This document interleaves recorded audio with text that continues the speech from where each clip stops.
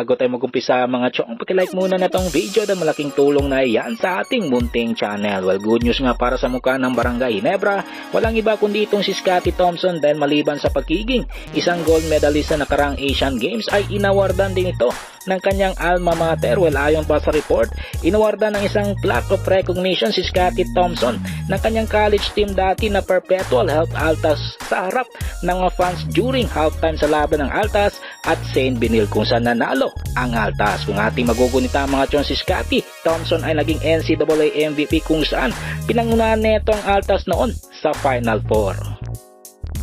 Sa ibang balita, punta naman tayo sa general ng Barangay Ginebra San Miguel na si L.A. Tenorio na balik ensayo na para sa kupunan ni Coach Tim Conwell. Ayon pa sa report, araw-araw na nagka-practice itong si L.A. Tenorio at kumakayod to bilang isang full-time player. Pero sa ngayon gusto ng kanyang doktor na malaman kung paano mag-react ang katawan ni Tenorio kapag sumilalim na ito sa isang mabigat na conditioning. Si Tenorio mga chong ay nagkaroon ng isang groin injury at na-diagnose noon sa colon cancer na kalaunan ay naging cleared dahil sa chemotherapy. Well, panghuli sa ating balita mga chong, patungkol naman sa big man na Magnolia Chicken Templados na si James Laput na china-challenge ngayon ni Coach Chito Victorero para sa next season. Well, ayon pa sa report, dahil maganda ang naging performance ni Laput sa PBA on Tour at maganda din ang naging development dito, ay gusto ngayon ni Coach Chito Victorero na subukan itong si James Laput na dumiskarte sa mga matatangkad na imports next season. Well mga chong, hanggang dito na lang ang ating balitang PBA at syempre, huwag kalimutan mag-subscribe at i-like itong video bilang